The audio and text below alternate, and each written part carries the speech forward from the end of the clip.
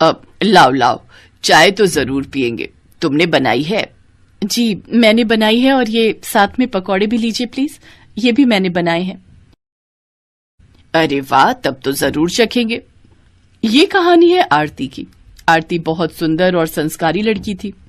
वो अपने माता पिता के साथ गांव में रहती थी। उसके पिता किसान थे जो सब्जियां उगाते थे। उस दिन आरती के लिए उसके घर रिश्ता आया था। सुमन अपने बेटे आकाश का रिश्ता आरती के लिए लाई थी। आरती ने बड़े ही प्यार से सबके लिए चाय और पकौड़े बनाए थे। फिर जैसे ही सुमन ने पकौड़ा चखा, बढ़िया बनाए हैं। जी, मेरी बेटी खाना बहुत ही अच्छा बनाती है। उसके हाथ के खाने की सभी लोग तारीफ करते हैं। ये तो बहुत अच्छी बात है बहन जी। अब तो आप झट मंगनी और पट ब्याह की तैयारी करो। कुछ दिनों के बाद ही आकाश और आरती की शादी हो गई। आकाश शहर में चाय पकौड़ों का ठेला लगाता था। वो पकौड़े बेचकर आराम से अपने घर का गुजारा कर लेता था। फिर शादी के 2 दिन बाद क्या हुआ, आप बड़ी जल्दी जग गए? मैं तो रोज इसी समय जग जाता हूँ। सबसे पहले अपना ठेला साफ करता हूँ और फिर पकौड़ों की तैयारी करता हूँ। फिर ठेला लेकर नाश्ते के समय तक बाजार पहुंचना होता है ना। देर हो गई तो ग्राहक निकल जाएंगे अपने अपने काम पर, बिना मेरे ठेले पर नाश्ता किए। बस इसीलिए जल्दी जागना पड़ता है। और वापस कब आते हो आप? ये तो ग्राहकों के ऊपर है। जिस दिन अच्छी बिक्री हो गई उस दिन दोपहर तक आ जाता हूँ, वरना कई दिन तो शाम भी हो जाती है। ठीक है, चलिए मैं आपकी कुछ मदद करा देती हूँ। तुम क्या करोगी? जाओ सो जाओ। नहीं, आप इतना काम अकेले करेंगे और मैं सो जाऊं, ऐसा कैसे हो सकता है? इसके बाद आरती ने सबसे पहले आकाश के साथ उसका ठेला साफ करवाया। अरे वाह, सच में आज तो सारा काम बहुत जल्दी हो गया। कैसे नहीं होगा, बड़े बुजुर्ग कहते हैं ना, एक से भले दो। सही कह रही हो। वैसे आज तो जोश जोश में करा दिया, कल भी कराओगी ना मेरी मदद? हाँ क्यों नहीं, पत्नी हूँ आपकी, हर सुख दुख में हमेशा आपका साथ निभाऊंगी। आरती की बात सुनकर आकाश मुस्कुरा दिया और फिर अपना ठेला लेकर बाजार की तरफ चल दिया। उस दिन आकाश रोज के मुकाबले बहुत जल्दी अपनी जगह पर पहुंच गया था, जिससे हुआ ये कि सुबह सुबह काम पर जाने वाले ज्यादातर लोग उसके ठेले पर आए और उस दिन आकाश की अच्छी खासी बिक्री हुई। फिर वो दोपहर में 1 बजे ही सारे पकौड़े बेचकर घर वापस भी आ गया। अरे, आज बहुत जल्दी आ गया बेटा, क्या हुआ, सब ठीक है? ठीक नहीं माँ, सब बहुत ही बढ़िया है। इसके बाद आकाश ने एक सांस में अपनी माँ सुमन को सारी बात बता दी, जिसे सुनकर सुमन भी बहुत खुश हुई। अब तो हर रोज आकाश और आरती सुबह जल्दी उठते और आकाश जल्दी ही अपना ठेला लेकर निकल जाता।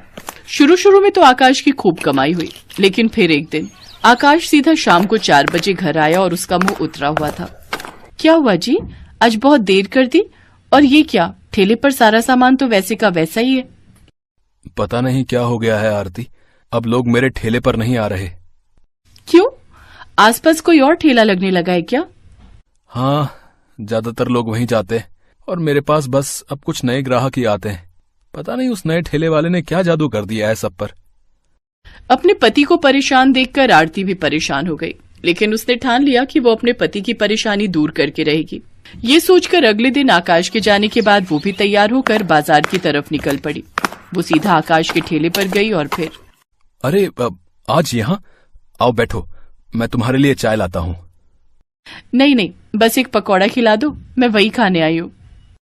एक क्यों, सारे खाओ। ये कहकर आकाश ने गर्मा गर्म पकौड़ों की प्लेट लगा कर दी। आरती ने खूब स्वाद लेकर वो पकौड़े खाए और फिर आरती उस नए पकौड़े वाले के पास गई जिसने आकाश के सारे ग्राहक उससे छीन लिए थे। वहां उसने देखा कि असल में उस ठेले पर मिर्च के पकौड़े तले जा रहे थे, जिन्हें खरीदने के लिए लोगों की भीड़ लगी थी। तो आरती ने भी एक प्लेट ऑर्डर की और फिर, अच्छा तो ये है राज, यहाँ के लोगों को तीखे पकौड़े चाहिए। अब समझी। इसके बाद आरती वहीं से सीधा अपने मायके चली गई। उसे देखकर उसकी माँ फूलवती और पिता राधेश्याम बहुत खुश हुए और फिर, पापा मुझे आपकी एक मदद चाहिए। क्या हुआ बेटी, सब ठीक तो है? हाँ पापा, आप एक काम करो, अब आप अपने खेत में तीखी मिर्च की खेती करो। अच्छा, खेती तो मैं कर लूंगा। प्रधान जी से कहकर बीज का इंतजाम भी हो जाएगा, पर इतनी सारी मिर्च खरीदेगा कौन? मैं खरीदूंगी पापा, सारी की सारी, बस मिर्च तीखी होनी चाहिए। इसके बाद आरती वापस लौट आई। ग्राहक कम होने से आकाश की माली हालत खराब होती जा रही थी। फिर ठीक 2 महीने बाद आरती अपने मायके से 2 बोरी भरकर मिर्च अपने ससुराल ले आई और आकाश के ठेले के लिए वो खुद उन तीखी मिर्चों के पकौड़े बनाने लगी।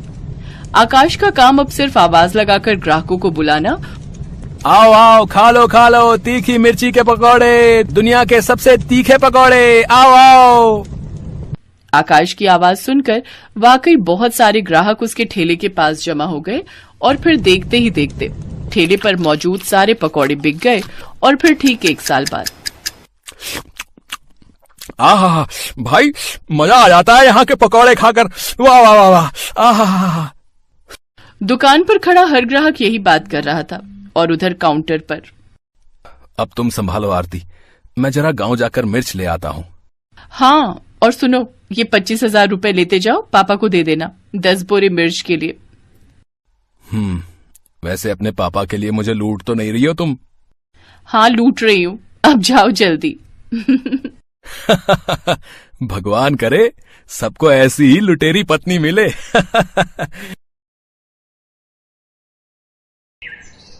पूर्णिमा एक छोटे से गांव में रहने वाली साधारण सी लड़की, जो अब मुंबई जैसे बड़े शहर की एक मॉडर्न फैमिली में शादी होकर आ तो गई, पर उनके व्यवहार को अभी जानते हुए उसे एक ही दिन बीता था।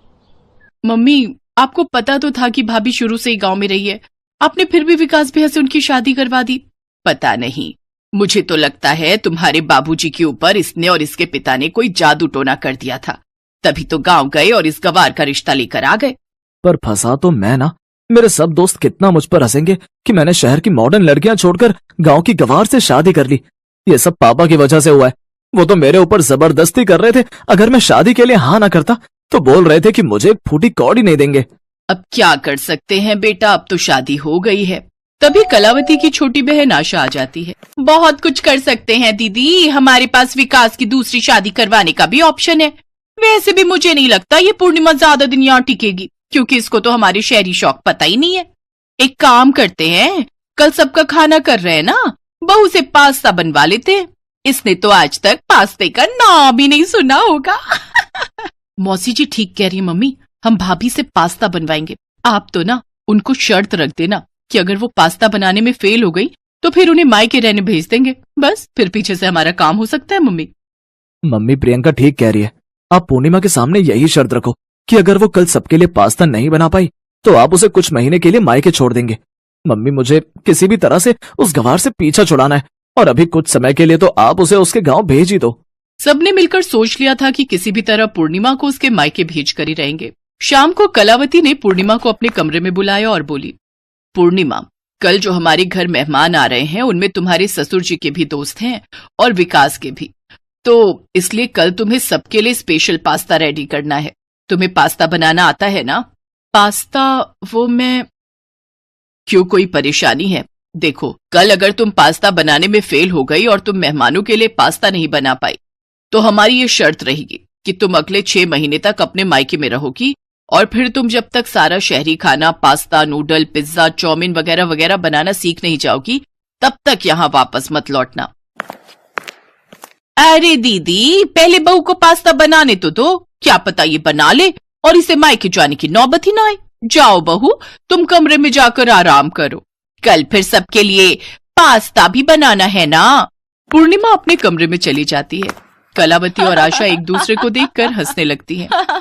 अगले दिन रसोई में पास्ता बनाने की कोई तैयारी नहीं थी और ना ही पूर्णिमा की कोई मदद कर रहा था।